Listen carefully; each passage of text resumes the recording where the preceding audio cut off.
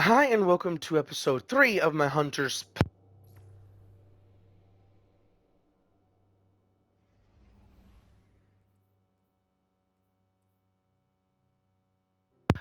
This video, I am still continuing my chronological playthrough, including doing the New Light stuff, and I have not finished yet.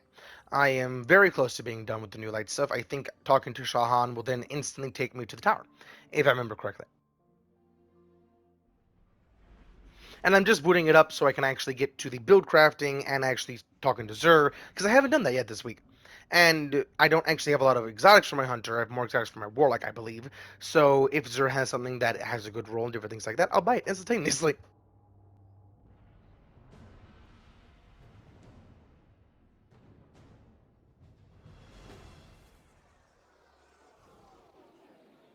How's it going? Watchers. Hey, thanks for the assist. Again. Wish you stumbled in a day earlier. Might have gone differently. Maybe Cass and Maeve. I'm just glad the light chose you. I've got new orders to stick around and scout Navota's brood. Maybe I'll find some other new lights to shepherd along. As for you, it's time you meet Commander Zavala. He leads Guardian Ops from the last city. I've told him you'll be arriving soon with a superconductor, so take care of that thing. No dents or scratches. Zavala's a great leader and a good person. Learn from him. And don't be a stranger. Guardians are stronger together, right? I just realized something. Okay. Guardian Ops. Oh. I will take that massive bump in armor. Or should I just put on some purple? You know what? I have plenty of armor back at the tower. I can just put these on to have them. Guardian Ops are the same thing, or the new name, relatively speaking, for Strikes. Strikes used to be called Guardian Ops, but now they're called Vanguard Ops. Something kind of cool about them overall is technically every campaign is a Vanguard Op. In lore, technically, every single campaign, every single time we're going to war with something, it is a Vanguard Op. Which is why he said controls the Vanguard Ops. Zavala is the leader of the Vanguard. He is the leader of the fighting force for the Last City of Earth, I think is what they renamed their stuff to, instead of the Last City.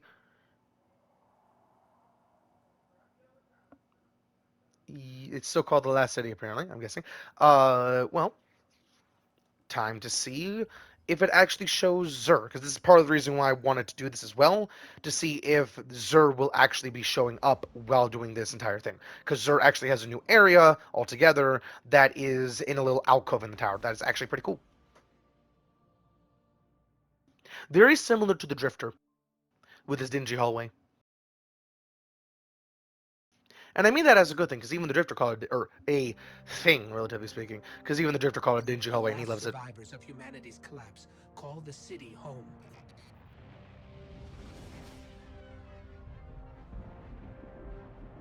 This is why I brought you back. To defend them. And to reclaim our lost worlds. We're here. The Traveler. The last city. Welcome home.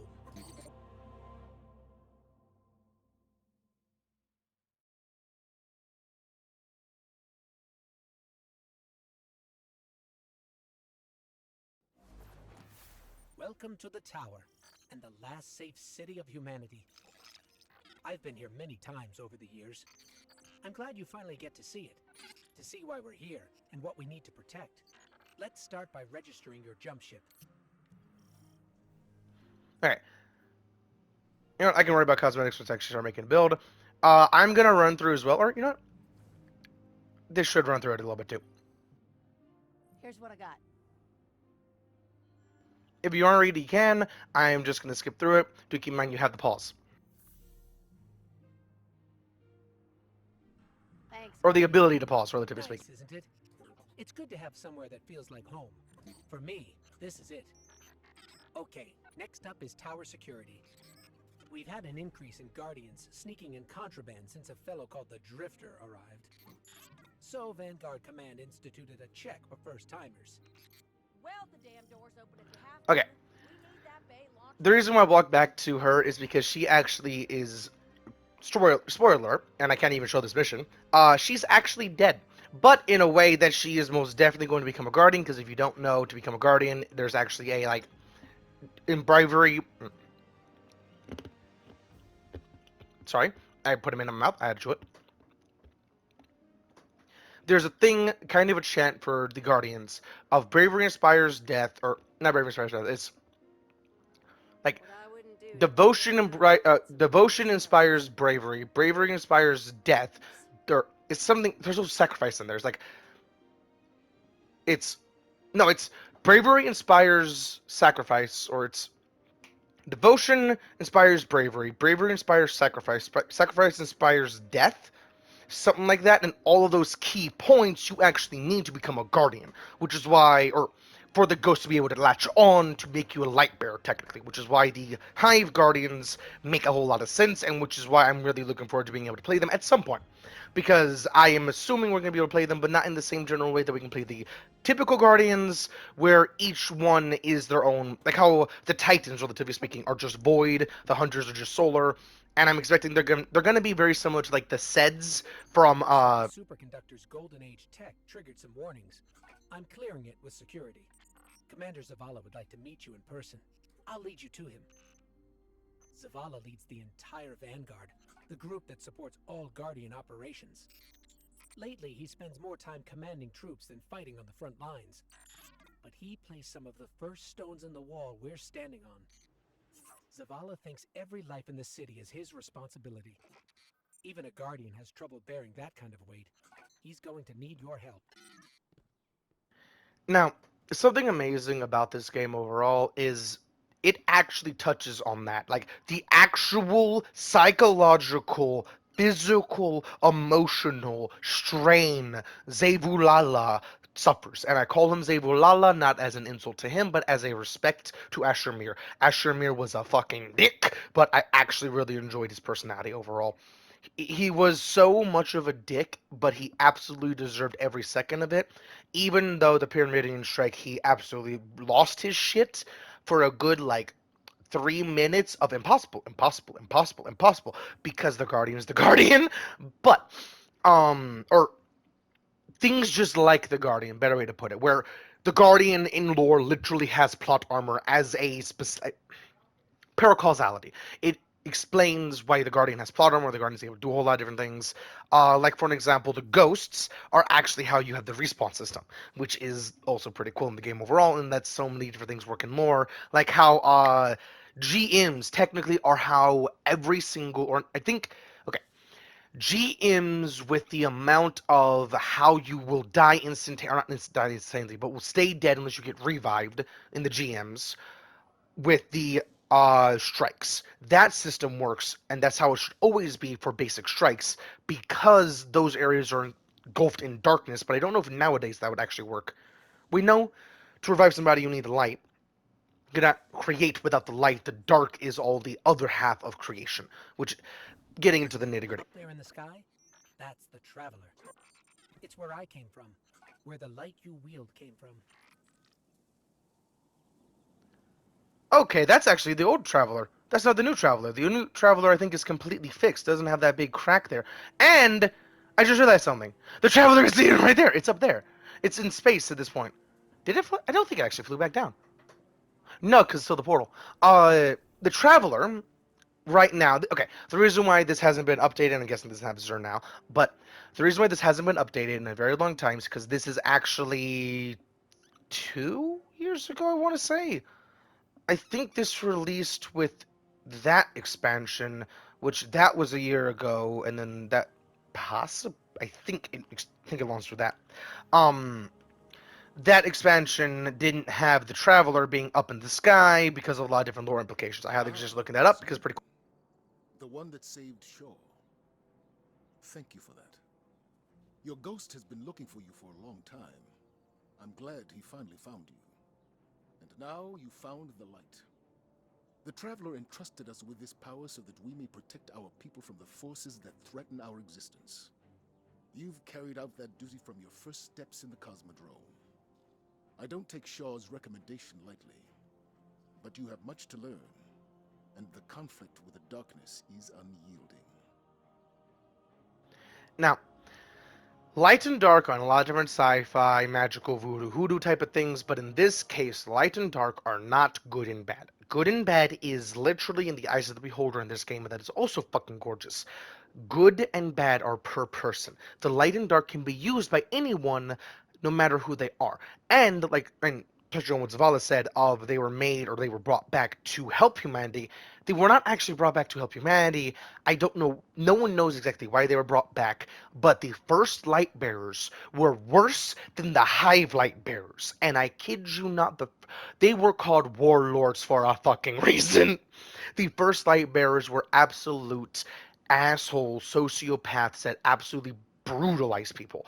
But like with power comes insanity. Power makes the person makes the power, that general thing. The entire Infamous series, except for Infamous Second Son, it doesn't really touch on that as well, but every episode, every Infamous 1, Infamous 2, Infamous Festival of Blood, all three of those all touch on that same general concept and a lot of different things here and there, but those three touch, specifically Infamous 1 and 2, touch on a little bit more. Festival of Blood is more of a power trip, but that's what I want.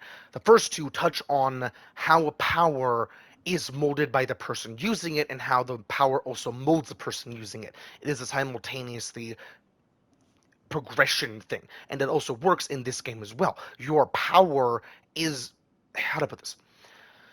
Guardians do not actually in lore have ability charges.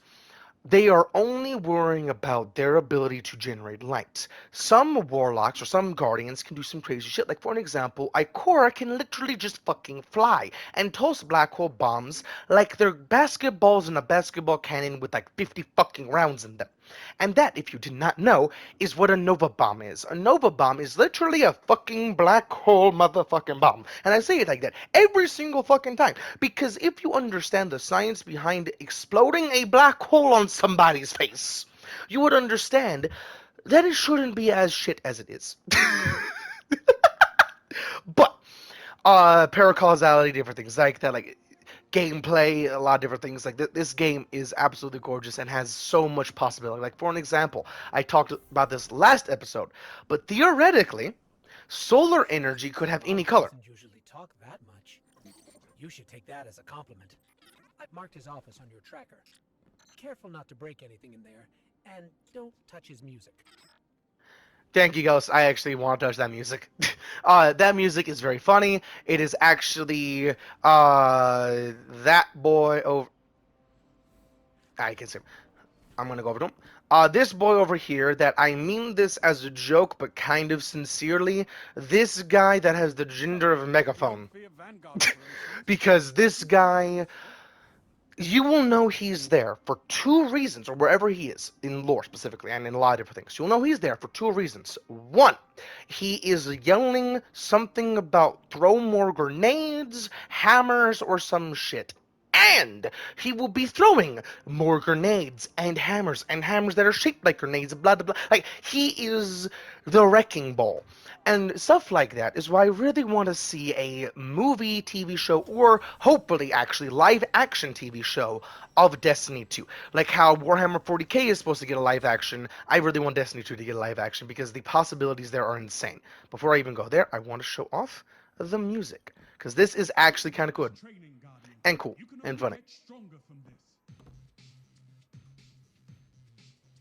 And it's good because it's very basic overall. Sure, it's not very flashy, but it's good. I just realized he has replica hammers. Okay. Something kind of cool. Little guy here is a melee ability and a super. Big guy here is just a super. Ooh. Okay. This season episode has actually brought new shit for Arc, Solar, and Void, but only for the three different subclasses. Hunter got this for the Arc subclasses, or Arc subclass, and also this, which both are very handy and does different things overall, but Warlock got solar stuff, Titan got void stuff. I'm expecting next episode, excuse me, to bring a little bit of everything, or not a little bit of everything, to swap around who gets what. Like, for an example, Solar, for Solar Titan, when Solar comes around for Titan, because I'm guessing that's how they're going to do it, like how Subclass 3.0 was one per episode or one per season, but overall, this is going to mix and match it to have a little bit more flavor and variety, where you're not playing all Solar, all Arc, all thing. But this is going to hopefully, like what I'm trying to say, let you use the big boy as a melee ability. I think it should work very similar to Thunderclap with Arc, where it's a charge up, not necessarily a charge up, but like it's doesn't work like Thunderclap. It works like Ballistic Slam, but instead of a charge up boom like a meteorite, it's a melee ability like the dive on Hunter. Even when you use it without being in the air, you just do a big slam and do a good bit of bonk damage. But if you're in the air, I think it should actually make you fly downwards and bonk something very fucking hard. I think it should work very similar to that, like how the Hunter Solar Dive. Acrobatic dodge, I believe is what it's called. This one.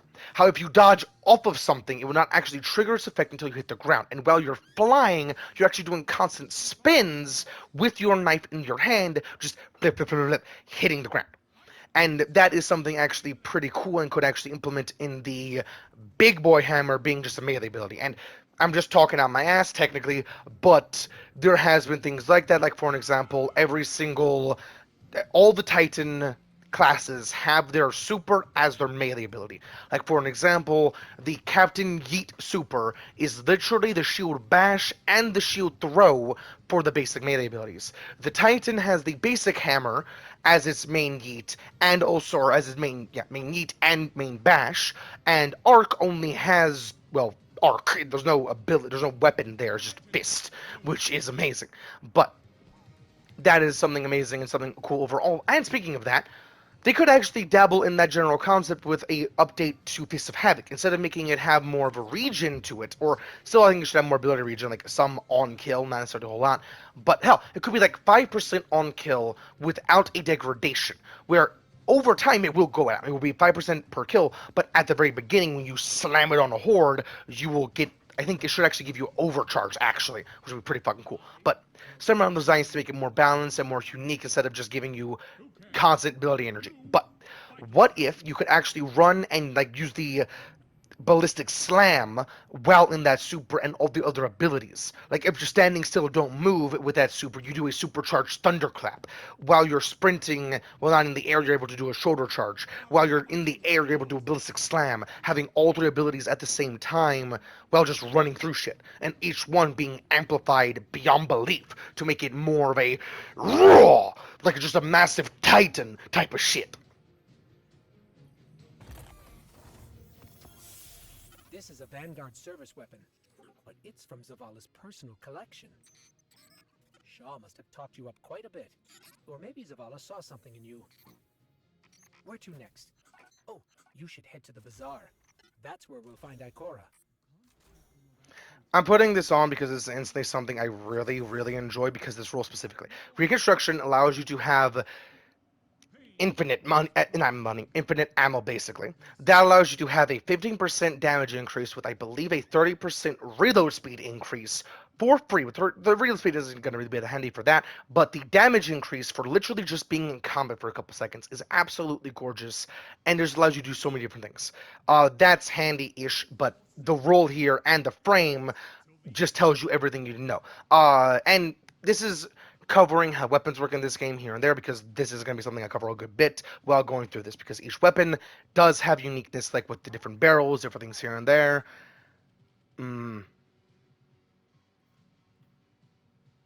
Okay. These little changes overall seem very little, like for an example, the recoil direction. That overall does not seem that much, but that I actually prefer overall with the recoil direction, because that actually makes it more side to side instead of just hugging one direction and will drag that way no matter what. This will be more vertical and easier to pull. if that makes any sense. And that's how the recoil direction works overall, which is why it has that white thing there. But with the stability and handling, those bumps overall will make it a lot more snappy because stability and handling work with the snap ability, basically, where you can easily just do that and that, which will allow you to do also different things here and there. And that works off of sprinting and swapping, just so you know with the handling. It's swap speed and sprint speed, getting it ready to aim again, which is very handy overall, and all these different stats are very interesting overall. Like, for an example, aim assist. Aim assist is not, sorry about that, aim assist is not that important unless you are doing like snipers or special ammo weapons specifically. Special ammo weapons are not meant to be able to do 360 no scopes in the air. Like snipers, for example, you're not really meant to be able to do that unless you build into aim assist. But primary weapons, that stat overall means a good bit less. Like for an example, this auto rifle, I'll be able to do a lot of cool things in the air. And with that said, when a weapon, like for an example, this sniper hand cannon, where it touches on the, there you go. You can see the ammo type. It takes special instead of primary, which is sniper ammo, even though it's a hand cannon. This, because it's a hand cannon and because of its massive aim assist, or never mind, airborne effective is very shit. But because it's a hand cannon, so it takes primary ammo or primary stats, hand cannon stats specifically, it allows you to have airborne effectiveness absolutely perfected. Because, and I know this from example, because I actually have used this in a very fun build a whole lot, where it was my Titan, I mean Titan if you didn't know, where I'm using grapple to get in the air, swing around, and dink the fucker while flying back down, and using that as a good movement tool while being able to snipe one boy, keep going, like, just flowing with that overall combat system, which is absolutely gorgeous. And that is the overall build crafting in this game, where each weapon overall brings new possibilities and new features overall. Like for an example, Teraba. Teraba was the first exotic to have a super as a backup ability, where this is basically just a super. When you pop it, you basically have a solar. This is basically if Solar Titan had a super. That is what Teraba becomes. If you look at what Teraba does, that is basically what it becomes. Where's the new one? There it is. This one is basically Golden Gun, and it actually works with Celestial Nighthawk, which is actually very fucking gorgeous. But it is basically Golden Gun that you can use on any class, no matter what. Where, ooh, that could actually be the super they bring. Like how each one of the classes has a new super with this episode, this could be the Titan Solar Super, where instead of bonkification or multiple bonks, you just have a spew of solar, where it's scorch, ignitions, just that direction, where it's, I don't know, ooh, just off the top of my head, it could be like how a rocket launcher has two handles.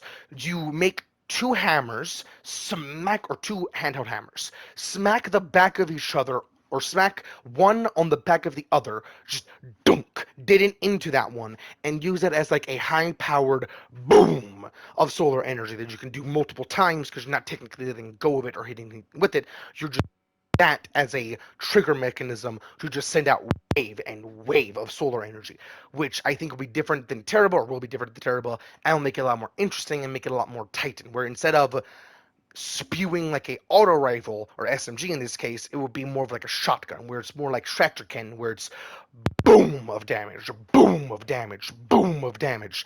Unlike the other ones where it's more AoE with that damage, this is more you specifically fucking die. You specifically fucking die. You specifically fucking die. And you can most definitely pair that with Roaring Flames to make it even more you specifically fucking die. Which would be absolutely amazing if they do that. And hopefully you heard that. My mic does have a tendency to just not work because, and I don't, okay, I was gonna say because I don't actually know why my mic doesn't like working every now and then. It's just the angle of the cord itself. So hopefully you heard that entire speech about Teraba, or not speech, tangent, so to speak, about solar supers and how Teraba could actually be a solar super, even though I didn't actually talk about Teraba being a solar super, because that just copying and pasting isn't really how Bungie does things and how I don't like thinking about things. Okay, and people will say that I'm wrong about that Bungie doesn't copy and paste things.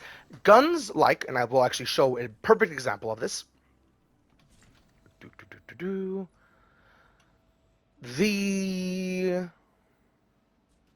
Where's the first one? It is a Shadow Keep weapon. There's Forsaken. There's that. Oh, I'm guessing because of the new... There it is. This one is a old Shadowkeep weapon. This weapon is... Why is there Red War here? I don't fucking know. Okay. This weapon is very old and very fun. I think that's actually one of the new ones for Neomuna. I think that's one of the ones that got remade. Right? Where's the Neomuna weapons? Shit. I haven't looked at this overall because I instantly know how this works and how this game functions overall because it's part of how the game just functions. Could have sworn it was the auto.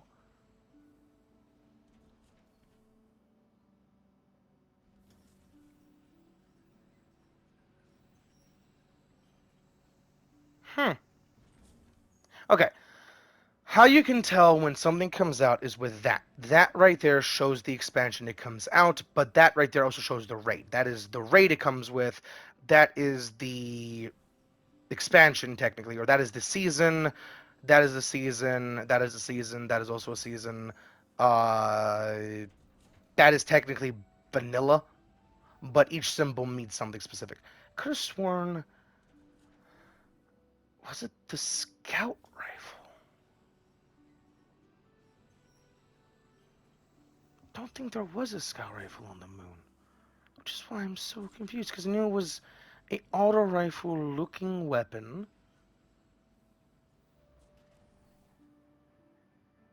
Pulse, there we go. I remember what it was. It was the Moon Pulse, which was this one, because that got remade a little bit later, but this one's the Moon Pulse, you can tell by the overall look. But the Moon Pulse was remade... There it is. Here. Now, first, the element overall is different. That element changes so much about the weapon, even though they are both high impact and basically the exact same weapon overall. I think the stats themselves are actually different. Yes, they are actually different. That is actually pretty cool. Each weapon has different stats, different things that make them unique in of themselves. But the thing that makes them overall unique is the element. That one specific flavoring is all they really need to make so many different weapons of the same general flavor. Same general look and not even feel, to be completely honest, because those two feel actually pretty different. But that one change allows weapons to, like, for an example, not on me. I'm gonna take this, go to the vault, and show you what I mean by how different weapons have different things, different elements specifically. I can talk about it, and I am actually talking while I'm going up, but Arc has things like actually, there's only one thing. Or no, there's two extra things. There's two things for Arc. There's one that while being amplified, I forget exactly what it's called. I think it's eddy current. While being amplified, you actually have faster reload speed and different things like that. And Jolt Shot, which when you get a kill then reload, you have a shot of insta Jolt, which can be tossed out whenever you want to, which is very handy. Or after a short period of time, because we'll only work for a short period of time. Like, I think it's 10 seconds. You get a kill, reload, 10 seconds. You have to shoot that out and you only get one shot of applying Jolt. But Jolt is a massive AoE of a lot of different things. Like, it's good damage, good AoE, and just being able to apply it here and there allows you to have a way to, I believe, counter overloads? I want to say Jolt is overload. I forget exactly. Yes, overload. Hell yeah. That gives you the ability to use your one weapon to counter a champion, which is very, very handy overall.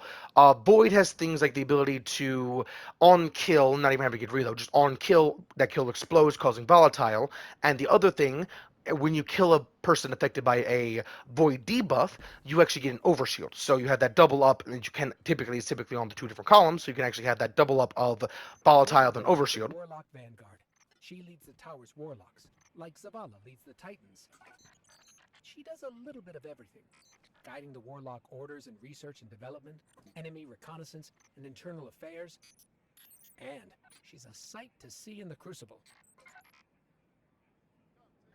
Now, with all of that said, all of that is why I genuinely really love the gunplay in this game and why I know that there is no such thing as meta in this game. This game has also different perks, also different rules, also different things, and sometimes, most of the time actually, the rules people suggest over online stuff, over forums, everything like that, are the rules I wouldn't suggest for anyone, actually, because there are so many different varieties, and depending on your build is where the rule comes in very handy. Like, for an example, this is a different build. Every build I ever use has different weapons because of the feel of the build I'm wanting to do. Like sometimes using an auto rifle feels better than using hand cannon for the specific build, and when you're wanting to use like a hand cannon versus auto rifle, you're also wanting to look at the rules. Like for example, if you're want to use a game, if you're wanting to do a melee build with either or, because technically you can, you're gonna want like I forget what it's called. Swashbuckler, I think is what it's called. Where when you get a melee kill, you get a maximum stack of damage increase, very similar to Monte Carlo, and very similar to Monte Carlo. When you get kills with that, you're also getting Welcome home, Guardian. stacks on it. I heard your journey to the last city was an eventful one. It may not feel like it now, but the tribulations you faced were a blessing. A Guardian's path is one of hardship and peril. The Traveler's gifts paved the way, but the road is still a hard one to walk. Shah Han told me what you experienced in the Cosmodrome.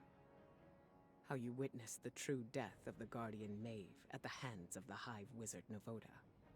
And how you were guided by what remained of the light from Maeve's ghost. All Guardians, at one time or another, are shown by the Traveler how to refine their connection to the light. How to feel and express greater sway over the powers they have been gifted. How to grow stronger. Your first guidance was born of Maeve's tragedy, discovered alone. Your next will be from me, and the lessons I have gathered from hundreds of others. We can start as soon as you are ready. Accept help where you can find it, Guardian. Our light shines brighter when we're together. Which is actually why there is the Vanguard or the Fire Team method, which is a Hunter, Titan, and Warlock, because each one of those are basically meant to be the aerial support, the range support, and then the close quarters kind of not support, but like each one are meant to fill in a different thing that a overall superpower team can easily take advantage of, which is why having a full Fire Team isn't necessarily bad, because you can get away with like a full Fire Team with Titans, full Fire Team with Warlocks, full Fire Team with Hunters, if you really want to. But having one of each allows you to have so much more playroom and versatility if you're working off of one another. And I think that is like the future of Destiny 2 that I've talked about. I've talked about that a fuck ton. But I think the future of Destiny 2 is literally just fusing the different classes. And I don't mean literally. See, Ikora. While we're over here, we should check in with the Drifter. You may be wondering who leads the Hunters. See, we lost Cade 6, our Hunter Vanguard, a while back. Killed by a man named Uldren Sov. It was a difficult time. Now no hunter wants to take his place. Being a hunter has its challenges. You'll find that out yourself soon enough. Okay, I'm going to go talk to Ikora after I figure out the build I'm going to use, because I want to try out, and I can easily, or fuck, I should actually talk to all these people first and then go talk or go try this out. But I can at least grab the exotic. But as I was talking about fusing the different classes, I think in gameplay they should fuse, not an actual, like, I don't think Prismatic should ever allow you to have Warlock or Hunter things except for the class ability. That's actually a pretty cool idea. But what I think should happen is, like, for an example, Titan should be able to be an anchor point literally for the entire team, where they're able to gain abilities for everyone else and being able to just give them, like, for an example, how Soul Invictus with one second.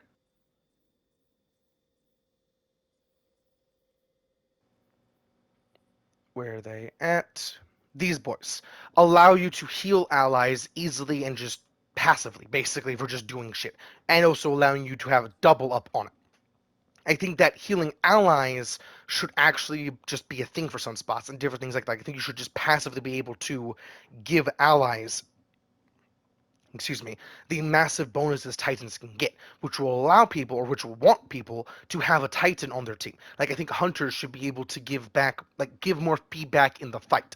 Like, Titans are the using the enemy to destroy more enemies. They are the let's keep going. Hunters are the info gatherers, being able to take this and then this and then this, like keep going, gathering information, like how they have the ability to get true sight very easily, go invisible very easily, because it's also getting rid of their information, just that double up where it's constant information. Like for an example, uh, off the top of my head, Void Hunter or possibly Hunter overall. I don't know how this would work, but Hunter should have passives instead of actives like Titan.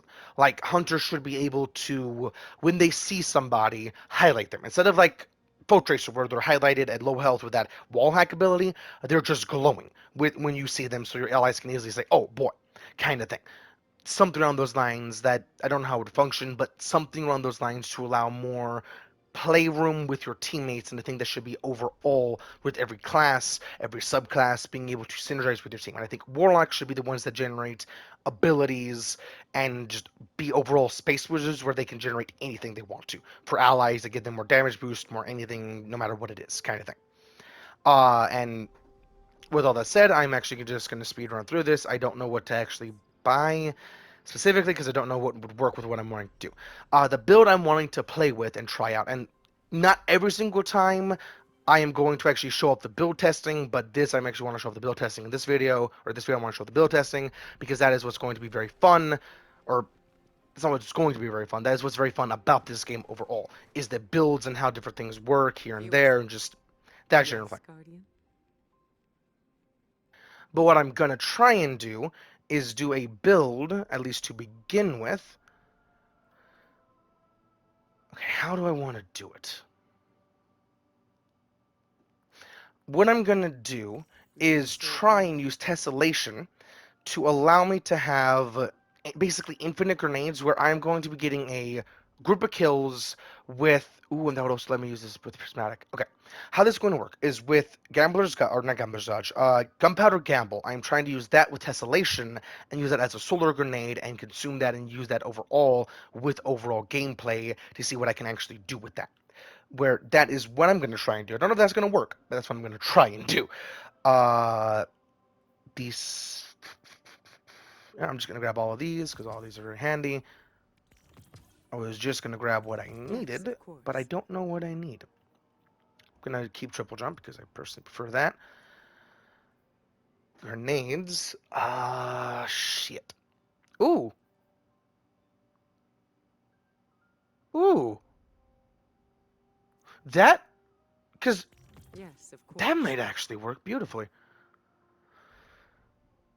Shit, I don't want to spend all my money on that. I'm going to grab both of these. Supers. I'm just going to keep Yeehaw because I prefer Yeehaw. I can just buy this to have them because each one is very handy. Okay. And now, We were there at the beginning. You and I. also, if you did not know this, to get the new stuff for Arc, Solar, and Void on the different classes, you have to actually have, I think you have to have the newest expansion. But I believe at a certain point they become free to play. Hopefully, maybe not. I don't know. But they are not needed. They are very handy, though. They can actually allow you to do a whole lot of cool things here and there, but they are not actually needed whatsoever. I know you are capable.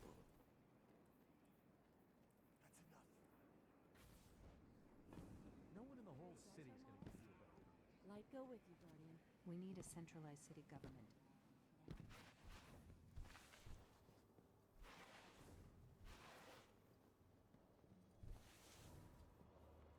Something kind of cool about traversing the tower, things like Glacial Chasm, where you can slide and get better distance, you can actually use in the tower, which is pretty cool, and I think that should actually be something expanded upon for every class too. Hey, look alive, hotshot. The Drifter is my favorite character in this game. The Drifter is not... I wouldn't even classify him as a Guardian, because he's not even a Guardian. He actually hates his ghost, or not hates his ghost. Better way to put it. He is incredibly suspicious of his ghost because he does not trust it, because he does not know what it is at all, even though he actually uses it. And I've not once heard if he actually uses his light at all. I don't think he actually uses his light except for healing himself. And that's literally it. Like, he is a very interesting character, and he actually he captures Taken and uses them as weapons, which is absolutely gorgeous. If my Titan See, was the thing in about Drifter is, he's unique. Let's leave it at that. If my Titan was in the lore, my Titan would absolutely adore the Drifter because the Drifter doesn't believe that there should actually be like how about this? The Drifter is a rule breaker. The Drifter is very good at breaking every single rule that there ever was. Like, for an example, having that big tank of taking gunk literally behind him in his dingy hallway. That general thing. But if the you can only have one exotic armor and weapon is an actual thing in the gameplay where you can only have one of them because of the overall power they bring or something like that, the Drifter and I would actually say, fuck that, that's stupid. If you can control all the exotics, use them. If you can't, don't hurt yourself, don't strain yourself. But if you can, use them, because that allows you to have even more power, and like for an example, the Hive, the Taken, the Elixir, any other group of enemies, if they're able to use something, they're gonna fucking abuse it. Also, that's Xur. I'm gonna see if it actually lets you, I'm gonna see if it actually takes us to Xur.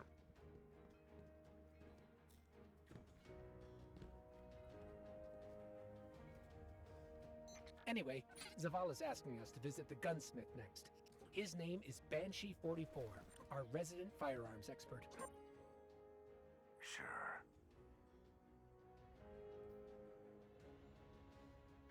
Some perks, like Surplus, I personally think are just kind of shit. Where Surplus seems good, and if you're using like constant ability recharging build, it's very good. But the game overall, you're meant to use your abilities, so that's kind of going against what you're supposed to do. But sometimes it can be very applicable, like with ability spam builds. Keep it loaded. Last stop is Master Rahul, the Tower Cryptarch. That's short for crypto-archaeologist. What cipher is this? Something kind of funny about cryptoarchaeology, it's actually very similar to like cryptocurrency because it's all digital and it's insane what Master Rahul has to actually fucking do to unlock a simple engram. Like, if you could bring him a gray, sometimes he has to most definitely, like, strain his everything to be able to figure out how to fucking That open it. about wraps it up. There are still people in the tower to meet, but you can do that at your own pace. Zavala sent me a message saying he has a mission ready for you. Check in with him if that sounds interesting, or we can just explore. In any case, I'm with you till the end. You take the lead. Good to have you back. The ghost actually lives in your backpack, which is kind of funny. Or backpack, in quotations. I think the ghost literally just like takes the same space you do, which is why they're your ghost. Like that's literally what the ghost is meant to represent. It is your soul, which is why this is kind of a spoiler. When you talk to Cade talks about the afterlife, like a big expanse where you can feel every single guardian alive and dead, where they're all there, part of the Traveler, like the Traveler was giving off their light to make the ghosts and the guardians. That general thing is kind of what I think works, how I think the ghost actually works, where it's actually a part of their guardian, not just a random doodad, where the ghost literally just flies in you, relatively speaking, like in your soul, where they are your ghost. They fill out that same space as your ghost would. Now, I'm actually gonna, I can just do this. Hopefully, I don't get booted to that mission, and I'm gonna try my best to make this build now.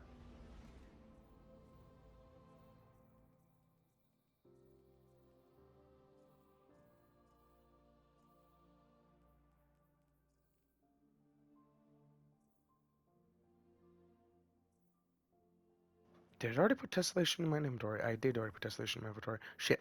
Okay. So, Tessellation, guaranteed. And I want to see if Gunpowder Gamble works. If those two work in tandem, oh shit. I am not doing that yet. I am just testing out shit. I will actually hopefully do that next episode. I am 44 minutes into this one. this episode, I'm at least wanting to get the build itself done. And the reason why I'm testing this, even though it seems like it should work, it sometimes won't. Like things like this sometimes just don't work, even though they kind of should.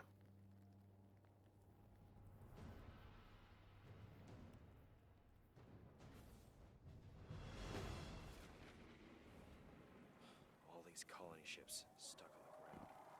We lost so much hope.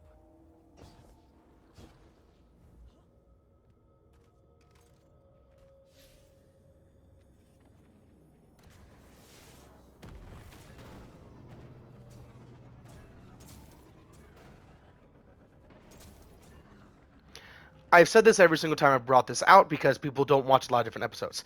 That is 100% free. It will be free again come Guardian Games, which is why it has that symbol there, and I highly suggest trying to get the free one, not the pay to win, or not pay to win, the pay one, because there is a paid version. This one I got for completely free, which is why it looks like it does. Even though I can actually change, I forgot to.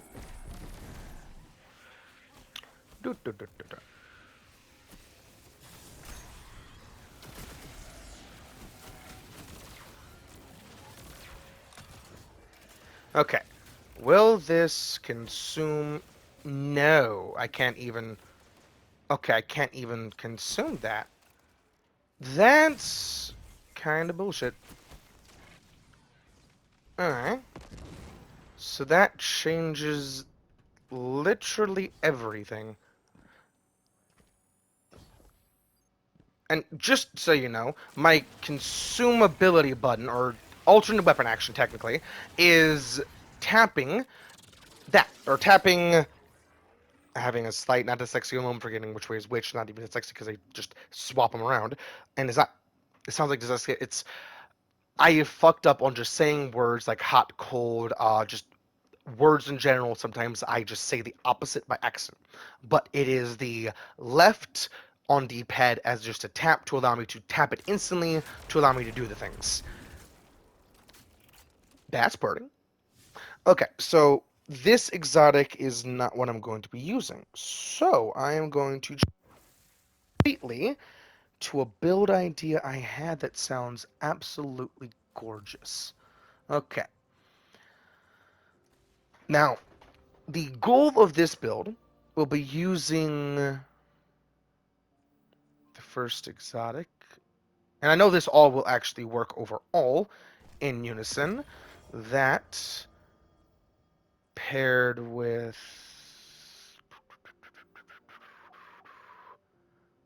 Where's that new chest plate? There it is.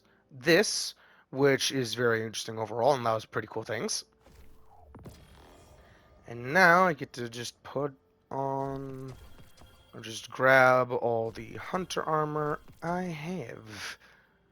Because I don't know what is good comparatively to what I got on. And if you cannot tell, I don't really play my hunter because I don't have a lot of hunter armor. I have more warlock armor than I have hunter armor. I only have one, no, I have 3 pairs of boots. Okay. Well,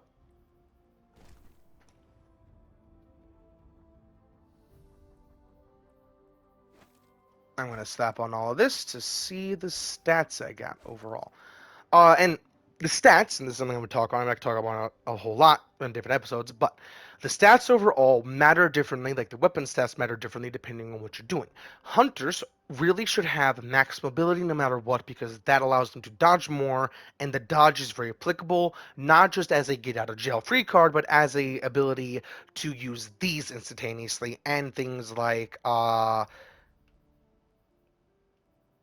this one? Yeah. This one and other things like that, like Reapers, instantly activating it to allow you to instantly use those things. But it's not... I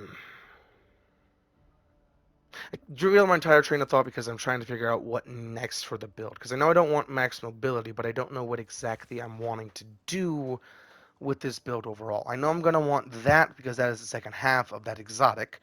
And I'm going to want Tempest, but I don't know what else... Perfect. Those two, and then I'm going to see what else is there.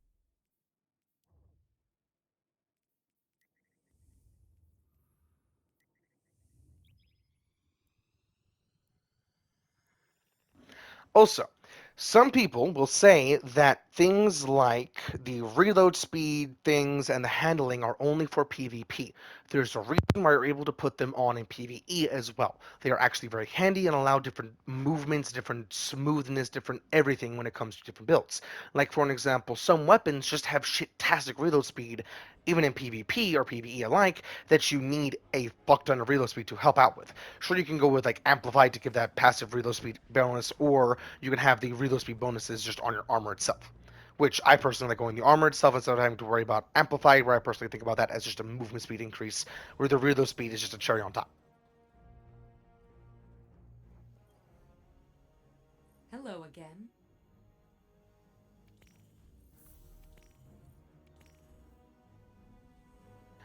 Those are for a exotic that you have to do a mission for. I have not done that mission expert. Like I haven't done a lot of different things I have to do with a team because I don't actually have a team. If I had a team, different things like that would be very easy because I typically die here and there. I don't like I never. Or it's not that I never die. I typically die here and there, but it's because everyone dies in this game. This game has a lot of different ways to just explode. Anything you need?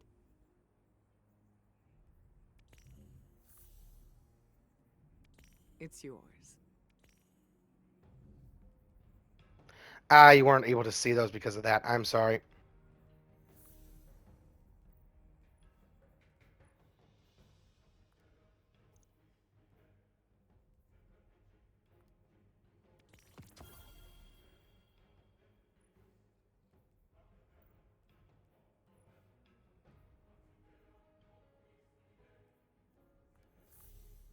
It's yours. Two classes. Okay. Every single class has unique movement abilities. Two classes have the same name for movement ability, but actually functions completely different. The Arc Hunter Blink works completely different than the Void Warlock Blink, where they actually function similarly, but I think one has more distance and more ease of use base, where when you use the exotic helmet for Warlock for that specific blink, it actually makes that blink better, if I remember correctly, like that specifics about it, relatively speaking, but that is why there's blink here, which is actually pretty cool.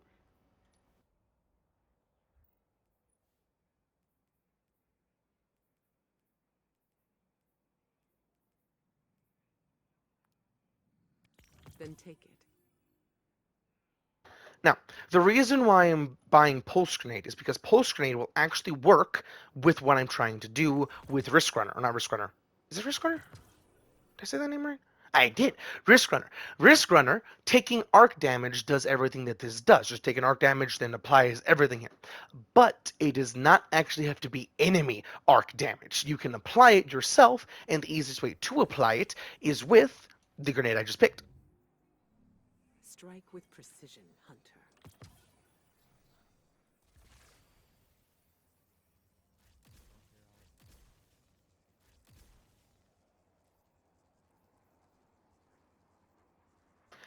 With this one, I just wanted the slower or the faster cooldown because that is what I'm going to need with that. My mind seeks our next threat, but I still have time for you.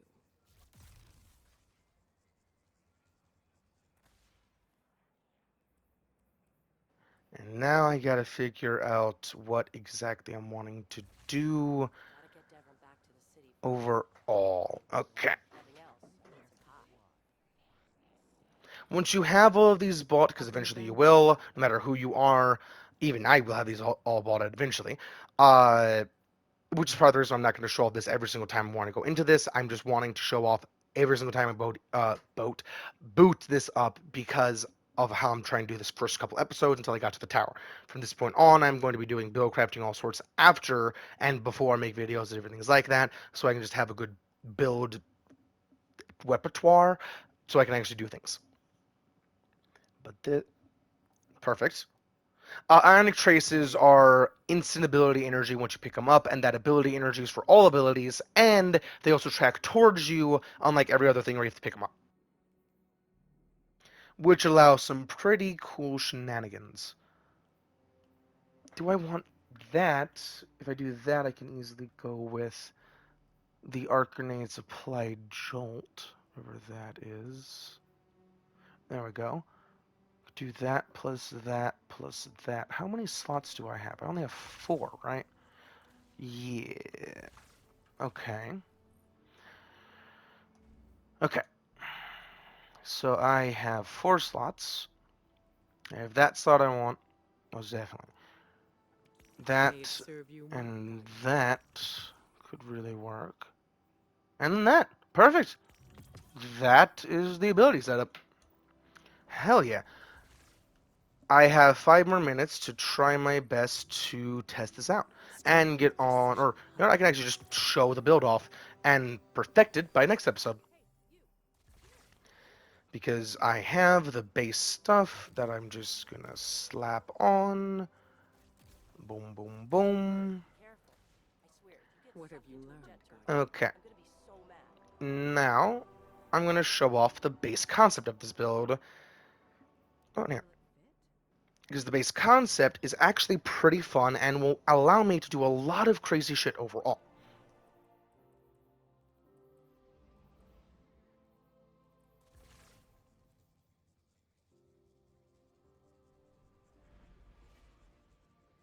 Right now I'm just double checking there's nothing extra I want to put on this build. And also I'll perfect the look because I like having an overall shader for the look and geometry to match the shader and the chest plate or exotic itself.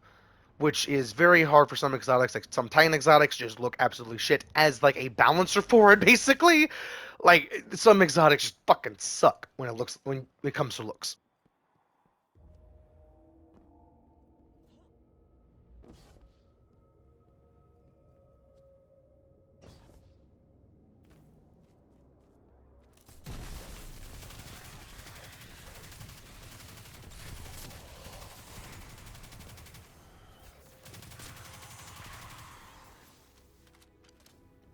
If you have hearing, or not hearing, if you have a way to hear very well, you actually can hear when the ionic traces are made and when they are gathered, which is very handy for just playing the game overall and allowing you to do that different thing. And that shows you the overall build, but not, or the gunplay and how the grenade flows into that and how this overall works. But I have not showed you the flow because that is not really good to show off of there.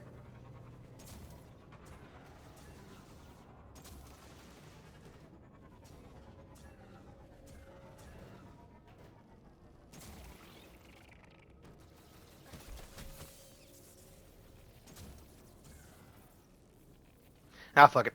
I don't have enough time to lollygag. I'm trying to get this done in an hour, because if you did not know, I make all my videos, at least currently, and eventually going to be able to make it on my PC. And speaking of that, if you do not know, I'm wanting to make video games for a living. This is just so people can get to know me and how I do things. But I've not been able to make my games yet. I have a new PC that I call in the Gay Pewter because it has rainbow fans all covering one side, because it's just kind of funny. But, cool. I have not been able to actually get my games even started to be made because Unreal Engine is wanting to be an absolute bitch and not wanting to work no matter what I fucking do. Which is absolutely annoying. And the reason why that was very handy is because jolted targets have a chance to make Spark of Ions. That is the thing. The only problem... Okay. Good tip for using grenades to proc Arc Conductor. Arc Conductor will only proc on the initial explosion of the grenade, which is why pulse grenades are actually the most applicable in my personal opinion. Well, this shows off the capability of this build and what I'm trying to... Slide, please. There we go. And what I am trying to do. Now, with all that said and done, I hope you all enjoyed the video, and I'll catch you on the next one. These screenshots are of the finished build. Relatively speaking, I think I can fine-tune it a little bit better with the heavy, but overall, I think everything's perfected.